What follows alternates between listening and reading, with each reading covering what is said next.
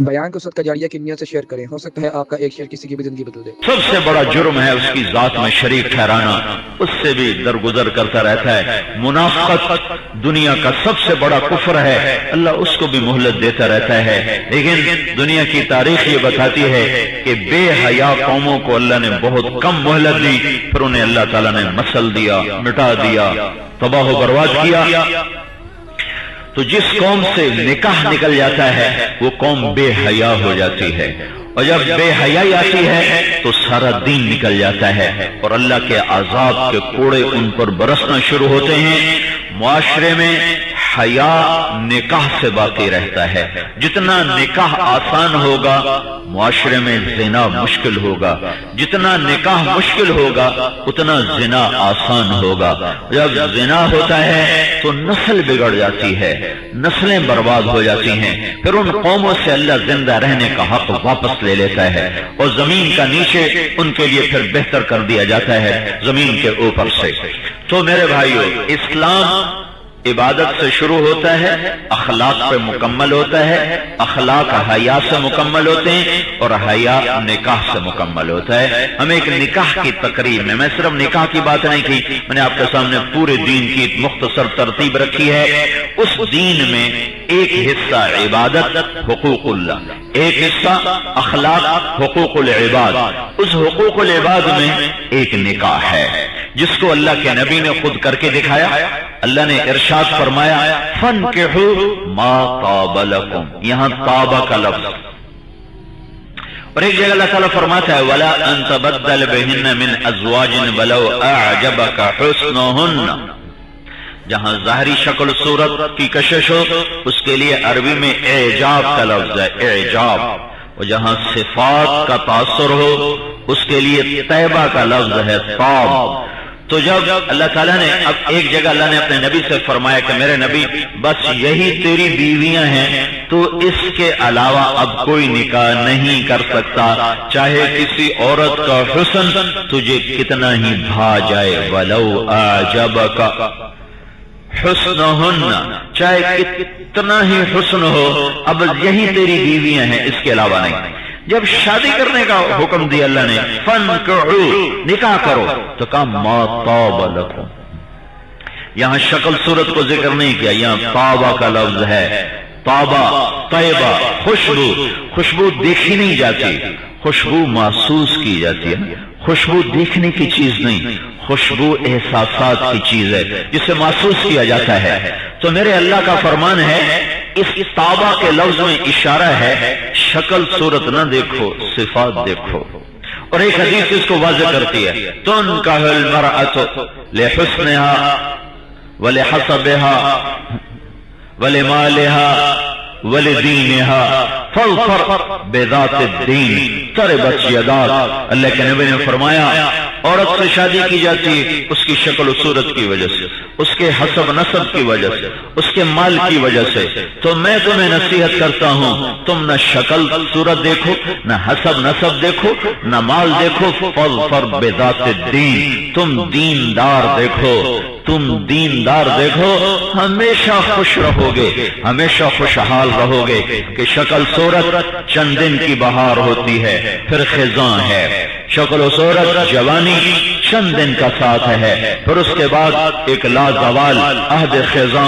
اس کے ساتھ لگ جاتا ہے، پھر اسے لوٹ کے واپس نہیں آنا ہوتا، ساری دنیا کی دوائیاں اور ٹیکے اور میک اپ اور ٹیبلٹ اور یہ پلاسٹک سرجریاں یہ بیکار ہو جاتی ہیں اور شکلیں نہیں بدلتی۔ بڑھاپے کا جب آ کر تانا بانا چہرے پر جسم پر مکڑی کے جالے کی طرح پھیلتا ہے تو دنیا کی کوئی چیز جوانی کو واپس نہیں لوٹا سکتی۔ تو ما طاب لکم، میرے رب نے ایک لفظ کے ذریعے سے اشارہ کر کے بتایا ہے کہ شکلیں کچھ عرصہ کام دیتی ہیں اور صفات موت تک کام دیتی ہیں۔ تو جب شادی کرو تو صفات ڈھونڈنا، صفات کہ صفات کے ساتھ گزر ہو جاتا ہے، صفات نہ ہو تو شکل نو چٹنا ہے، جو تم بولن دا ولی نہ ہوئے تو شکل نو کتھوں تائیں اس چٹنا، آخری طلاق ہو جاتی ہے، طلاق نہ ہو تو گھر اجڑ جاتے ہیں۔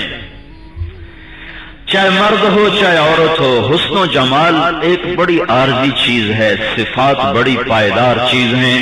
تو میرے بھائیو، اللہ تعالیٰ یوں کہہ رہا ما طاب لکم، کیسے شادی ہونی چاہیے، کیسا رشتہ ڈھونڈنا چاہیے؟ جہاں خوشبو ہو، کس چیز کی؟ عادات، صفات، خصائل، اور جس کے اندر عالی اخلاق ہوں، جس کے اندر خوبصورت ایمانی صفات ہوں، ایسا لڑکا تلاش کرو، ایسی لڑکی تلاش کرو۔ یہ نہ دیکھو لڑکا کیا کرتا ہے، یہ دیکھو لڑکا کیسا ہے، لڑکا کیسا ہے۔ ہمارا زمیندارہ ماحول ہے تو ہمارے یہاں کہتے ہیں شادی ہو نا کتنے مربع زمین، آپ لوگ دکاندار ہو، تاجر ہو، تو آپ کہتے ہو کی کاروبار ہے، کی کاروبار ہے۔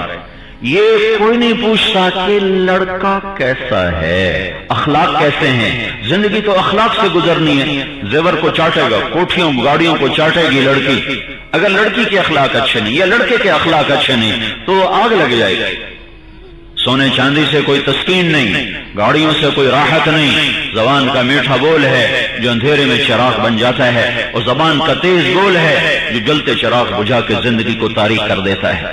تو چونکہ ماں باپ نے سکھایا نہیں ہوتا اولاد کو زبان پہ قابو رکھنا اور تواضع سکھانا اور عاجزی سکھانا اور اخلاق سکھانا، ماں باپ کا خود ہوش نہیں ہے تو انہیں اولاد کو کیا سکھانا؟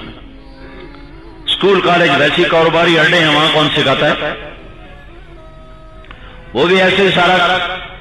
تو آپ کا ماحول ہے لڑکا کیا کرتا ہے، ہمارا ماحول ہے کتنی زمین ہے۔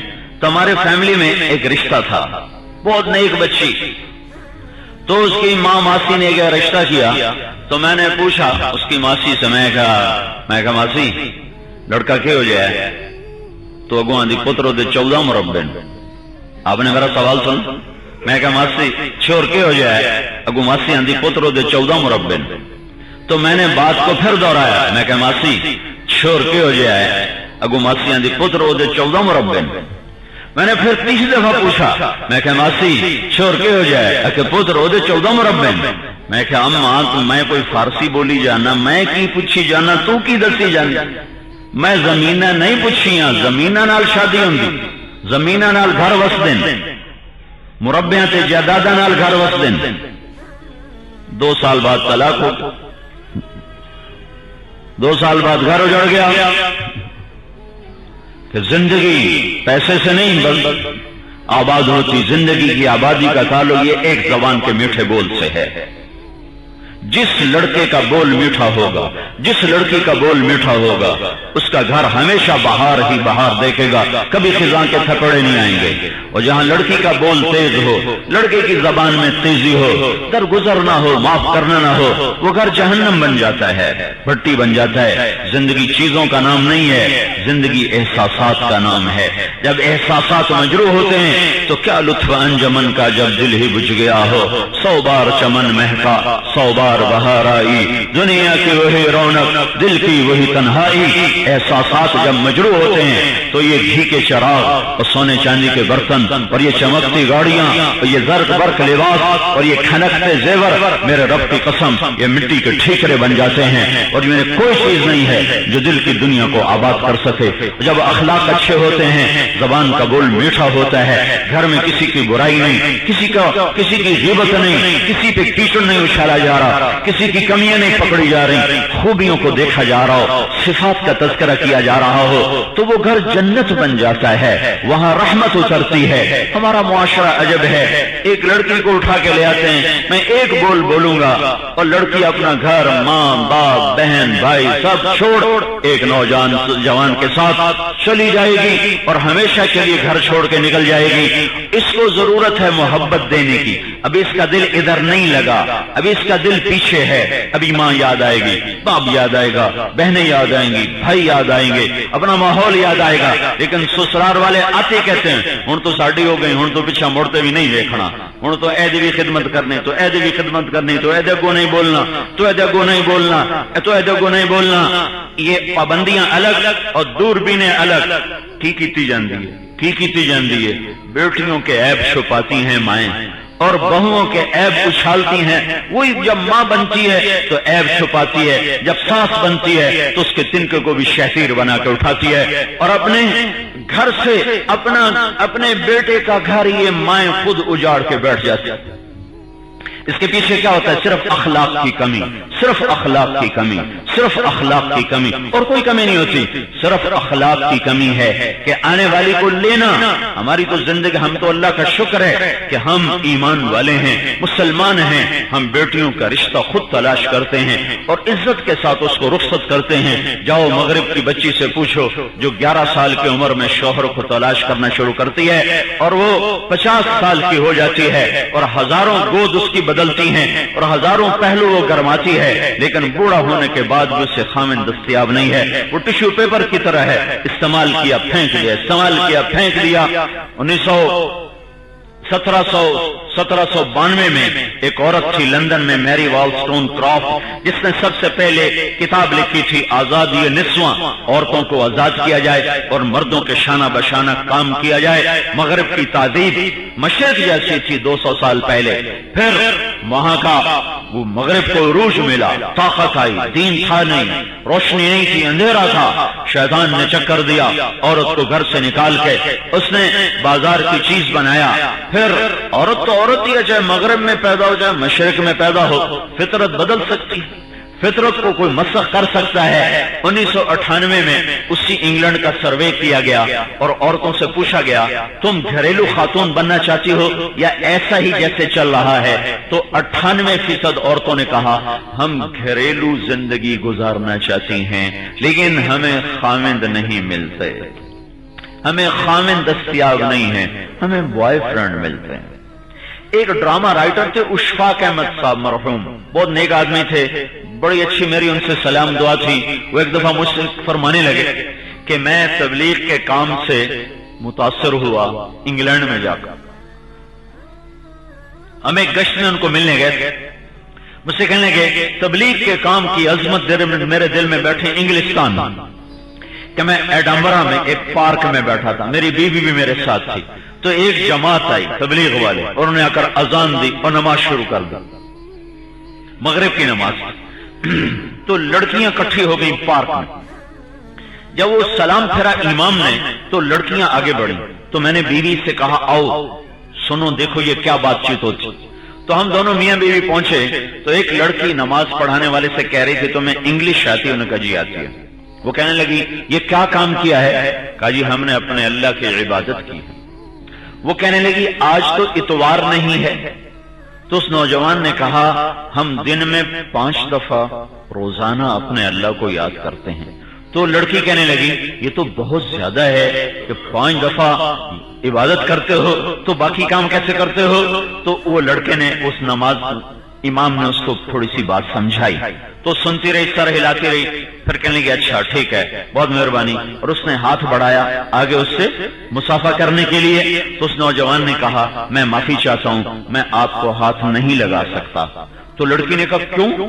का ये हाथ मेरी बीवी की अमानत है, ये उसी को लग सकता है और किसी को नहीं लग सकता। तो उस लड़की की एक चीख निकली और वो जमीन पे गिर गई और फूट फूट के रोना शुरू कर दिया और कहने लगी वो लड़की कितनी खुशकिस्मत है जिसके तुम खामिद हो, वो कितनी खुशकिस्मत औरत है जिसके तुम खामिद हो, काश यूरोप का मर्द भी ऐसा होता। फिर अपने आंसू पूछती हुई उठ के चली तो साथ दूसरी लड़कियां भी चली गईं। तो इशफाक मरहूम कहने लगे मैंने अपनी बीवी से कहा बानो आज वो तबलीग हुई है जो लाखों किताबें छापने से भी न होती, जो ये नौजवान अपने एक अमल से करके दिखा गया। तो मेरे भाइयों हम तो खुशकिस्मत हैं, हमारी बच्चियां खुशकिस्मत हैं कि उनके लिए माँ बाप परेशान होते हैं। जिस घर में उनकी डोली उतरती है उसी घर से उनके जनाजे उठते हैं। ये आम रीत है, बाकी तलाक एक अल्लाह ने शरई हक रखा है वो भी हो जाती है, लेकिन आम रीत यही है जहां डोली उतरती है वहीं से जनाजे उठते हैं। घुट घुट के मर जाना मशरिक की औरत की तहजीब है और आमतौर पर औरत ही पिसती है और औरत ही मजलूम होती है, चाहे मगरिब हो चाहे मशरिक हो।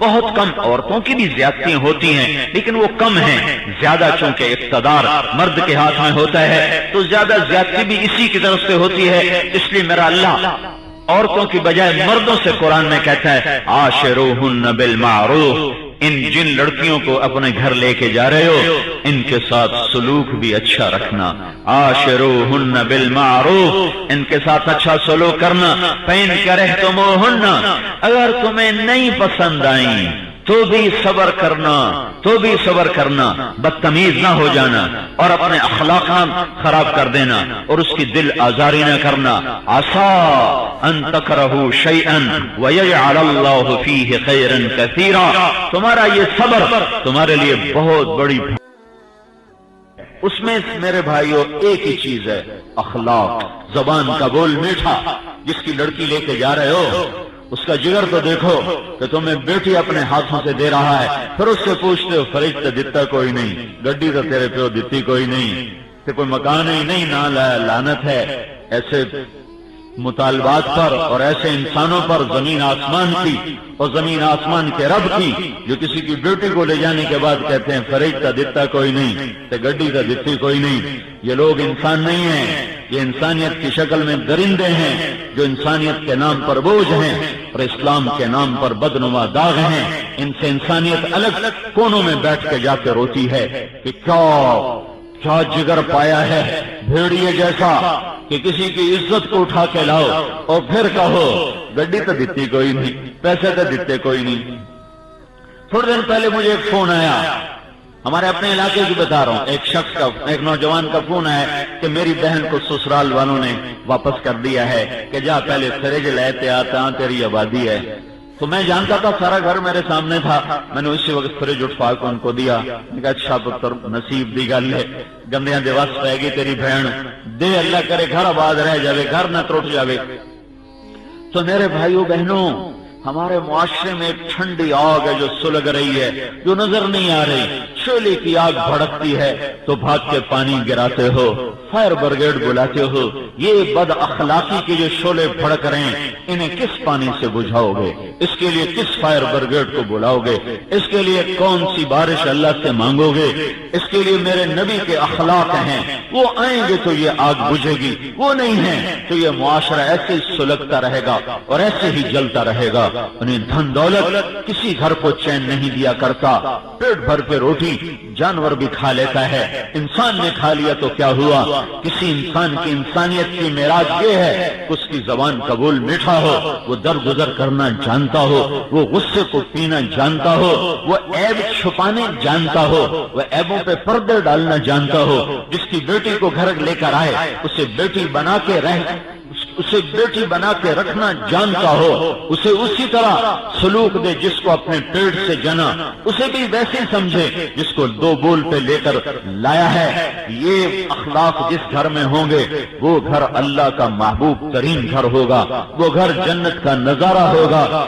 میرے بھائی، اس کے باوجود انسان ہے، کھٹ پٹ بھی ہوتی ہے، اختلاف بھی ہوتا ہے، توڑ پھوڑ بھی ہوتی ہے۔ تو اللہ نے ایک آیت میں گھر کی آبادی کا ہمیں نقشہ سمجھایا اور بتایا ہے۔ میرے رب کا فرمان ہے، اے ایمان والو، یا ایھا الذین آمنوا ان من ازواجکم و اولادکم عدوا لکم، میاں بیوی بچوں میں کھٹ پٹ ہو جائے گی، عدوا لکم، عدوکم کی بجائے عدو کو الگ ذکر کیا ہے، لکم کو الگ ذکر کیا ہے، یہ بات بتانے کے لیے کہ یہ معاملہ چھوٹا ہے، کوئی بڑا نہیں ہے اور یہ ہو جاتا ہے۔ اسے جنت میں مٹایا جائے گا، دنیا میں نہیں مٹ سکتا، دبایا جا سکتا ہے، اسے چھپایا جا سکتا ہے، اسے ختم نہیں کیا جا سکتا۔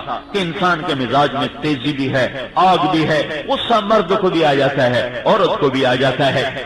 جب ایک کو غصہ آئے دوسرا چپ کر جائے، دوسرے کو غصہ آئے پہلا چپ کر جائے۔ کمیاں دیکھنے کی بجائے اچھائیاں دیکھو تو پھر بہار ہی بہار ہے، اگر برائیاں دیکھنے شروع کر دو تو لوگوں نے نبیوں کو معاف نہیں کیا۔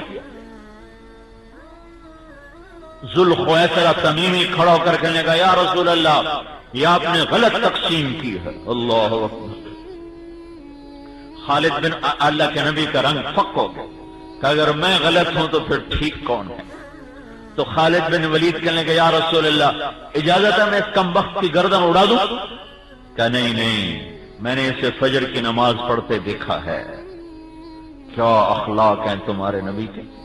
ہونے کو منافق تھا تو کہ یا رسول اللہ یہ تو منافق ہے، اس کی نماز اسے کیا نفع دے گی؟ کہ میں دل چیر کے دیکھنے کا مجاز نہیں ہوں، دل کا معاملہ اللہ کے سپرد ہے، میں نے اسے دیکھا ہے یہ فجر پڑھ رہا تھا، میں اس کے ساتھ وہی معاملہ کروں گا جو ایک مسلمان کے ساتھ کیا جاتا ہے۔ تو اگر اعتراض اور پکا دروازہ کھولو تو لوگوں نے نبیوں کو معاف نہیں کیا ہے، اور خوبیاں دیکھو تو کمیاں چھپ جاتی ہیں، خوبیاں دیکھو تو کمیاں چھپ جاتی ہیں، اور کمیوں سے پاک صرف نبی ہوتا ہے اور کوئی نہیں ہوتا ہے۔ تو خوبیاں دیکھنے سے گھر آباد ہے، زبان کا بول میٹھا ہو گھر آباد ہے، درگزر ہو گھر آباد ہے۔ تو میرا اللہ کہہ رہا ہے تم میں کھٹ پٹ تو ہوگی، عدو لکم فاحذروہم، بچاؤ اختیار کرنا ہے، بچاؤ، آگ نہیں بھڑکانی۔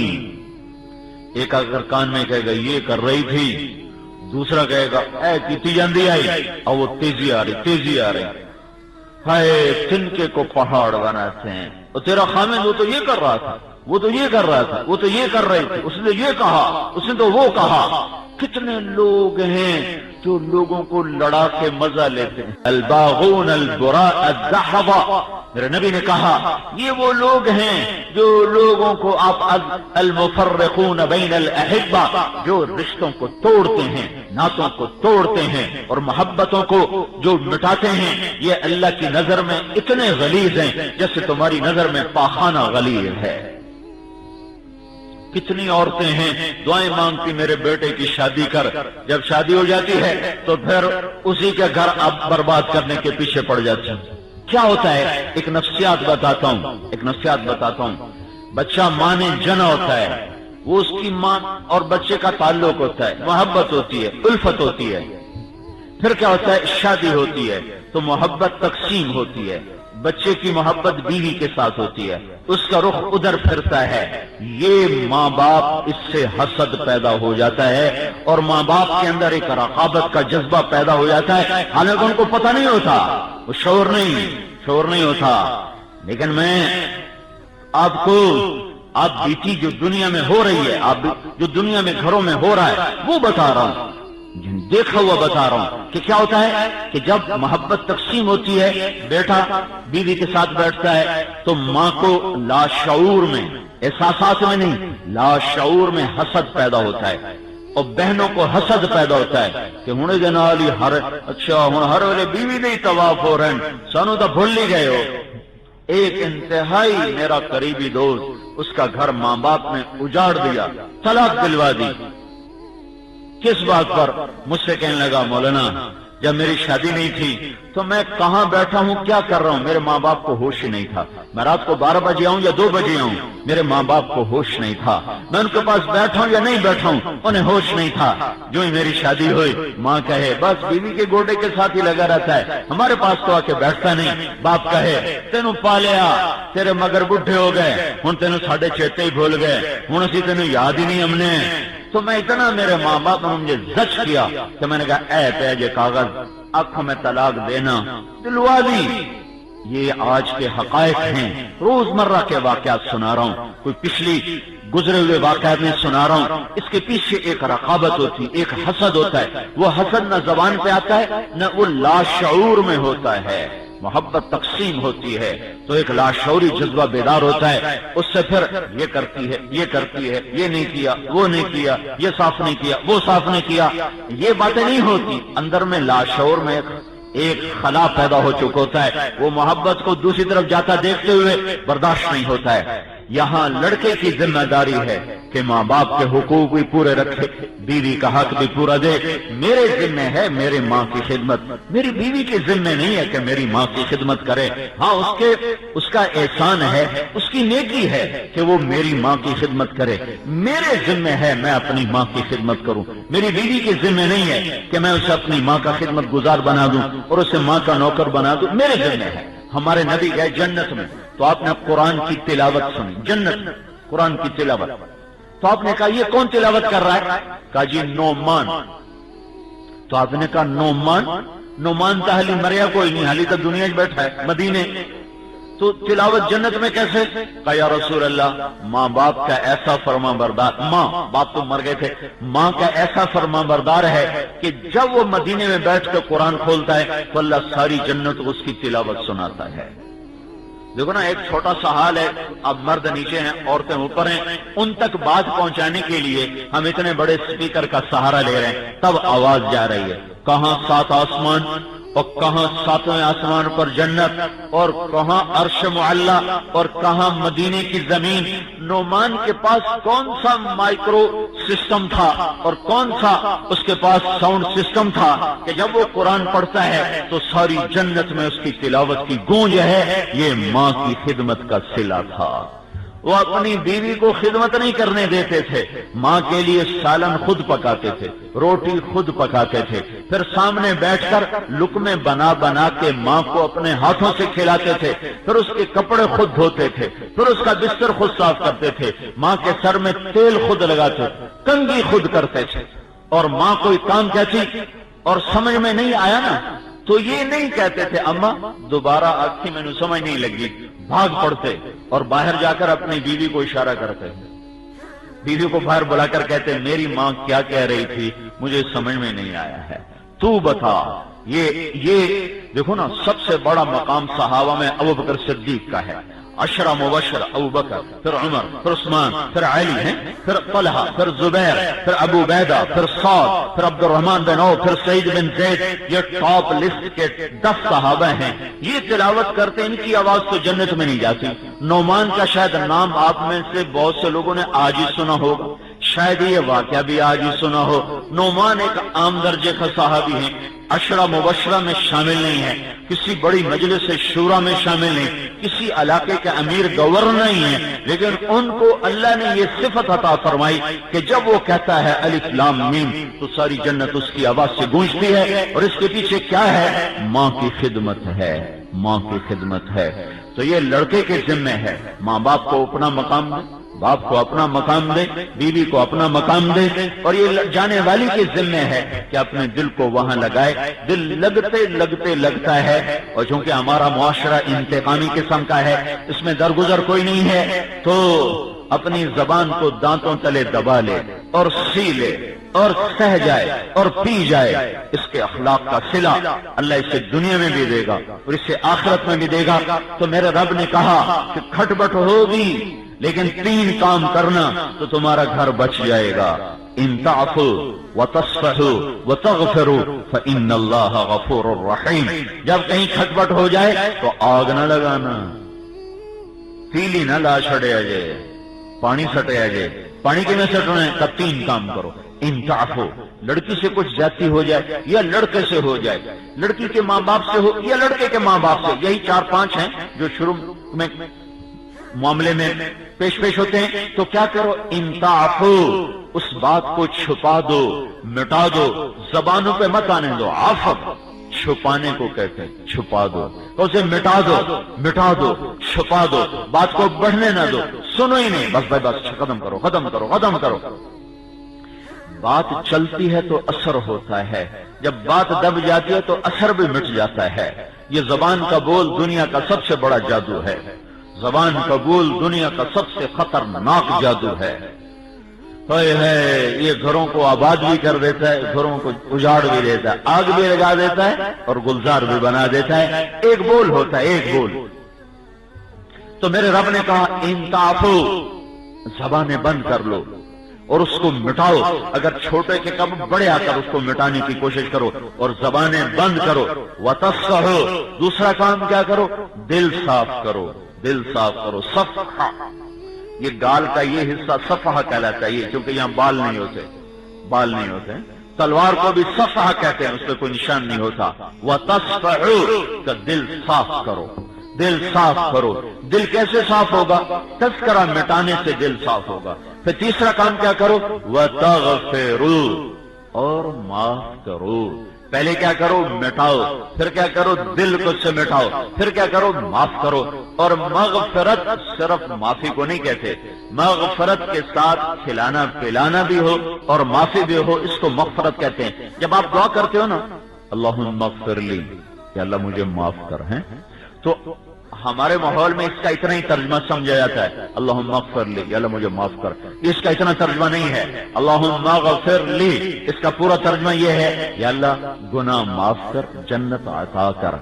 अरबी में मग़फ़रत का मतलब सिर्फ माफी नहीं है, मग़फ़रत प्लस अता, माफी कर कुछ दे भी सही, माफी कर कुछ दे भी सही। तो मेरा कहता है ताफू मिटाओ, व तस्फ़हु दिल से मिटाओ, व तग़फ़िरू माफी के साथ खाने खिलाओ, हदिया दो, तोहफे दो, तो तुम्हारे दिल साफ हो जाएंगे। और जब तुम ये काम करोगे फ़इन्नल्लाह गफ़ूरुर रहीम, तो मैं तुम्हारे गुनाह माफ कर दूंगा।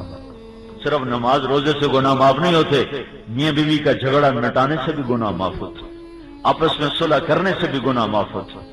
तो मैं बड़ा गफूर और रहीम हूं। तो माफ करना, हदिया देना, तोहफा देना मेरे नबी का फरमान है।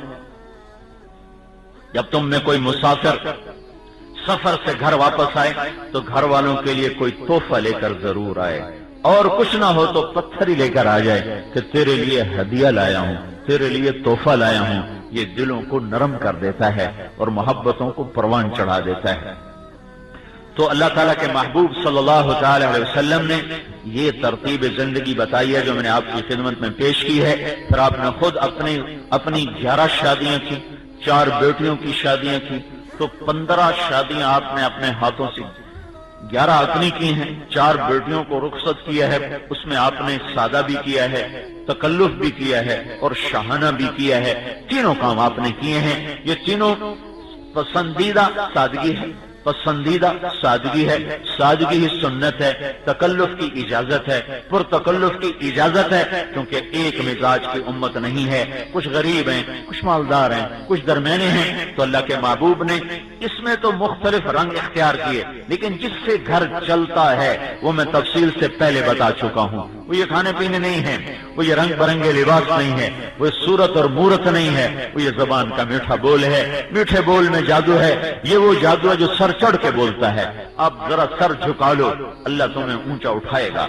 अब जरा नीचे हो जाओ, अल्लाह तुम्हें ऊपर करेगा। मेरे नबी का फरमान है, तुम नीचे पड़ जाओ, अगर इज्जत में कमी हो तो मैं जामिन हूं, मुझसे ले लेना। जाओ मैं इससे बड़ा जामिन किदू ले आवा? तुम लोग कहते नक बढ़ी गई, सिर नहीं हो सकता, गर्दन कट सकती है, झुक नहीं सकती, ऐसे बेवकूफ वाले जुमले हैं। गर्दन झुकाना सीखो। मेरा नबी कहता है अगर इज्जत में कमी आए तो मैं जामिन, मैं दिलाऊंगा। क्या मतलब कि तुम्हारी इज्जत कम हो ही नहीं सकती। तो ये तो असल चीज जो मैंने पहले बता दी है। तो मेरी सारी बात का खुलासा है कि मुकम्मल दीन कामयाबी की जमानत है। एक हिस्सा इबादत है जो अल्लाह से जोड़ता है, एक हिस्सा अखलाक है जो बंदों से जोड़ते हैं। अखलाक से दीन मुकम्मल होता है, इबादत से इब्तिदा है, अखलाक पे इंतहा है, उसमें आला दर्जे की चीज हया है, हया के लिए निकाह है, और निकाह के ये आदाब हैं कि आपके अखलाक अच्छे हों, आपका बोल अच्छा हो, आप में दरगुजर हो, आप में मोहब्बत हो, आप में सिला रहमी हो, आपका घर आबाद हो। हजरत आयशा रज़ियल्लाहु अन्हा की उम्र छोटी थी, 9 साल की उम्र में शादी हुई। तो अल्लाह ताला के नबी हजरत आयशा रज़ियल्लाहु अन्हा के साथ लाड करते थे। हबशे के लोग मस्जिद नबवी में खेल रहे थे, बर्छों का खेल था। तो अम्मा आयशा ने कहा मैं देखना चाहती हूं, मैं देखना चाहती हूं। तो अल्लाह के नबी ने ये नहीं कहा गैर महरम देखती है, हराम है, तुझे शर्म नहीं आती है, तो नबी की बीवी है तो क्या करती है। आपने कहा आओ मैं तुम्हें दिखाता हूं। तो आप दरवाजे में खड़े हो गए और अपना पर्दा बना लिया और अम्मा आयशा को पीछे खड़ा किया, और हज़रत आयशा रज़ियल्लाहु अन्हा आपके कंधे पर सर रखकर थोड़ी सी ओट में होकर आप वो तमाशा देखते रहे, और अल्लाह के नबी खड़े होके दिखाते रहे जब तक हजरत आयशा ने ये नहीं कहा मेरी बस। आपने उस वक्त तक वहीं खड़े होकर दिखाया और वहां से नहीं हटे जब तक हजरत आयशा ने ये नहीं कहा कि बस अब मेरी बस है। ये तुम्हारे नबी के अखलाक है अपने घर में। बयान को सदका जारिया की नियत से शेयर करें, हो सकता है आपका एक शेयर किसी की भी जिंदगी बदल दे।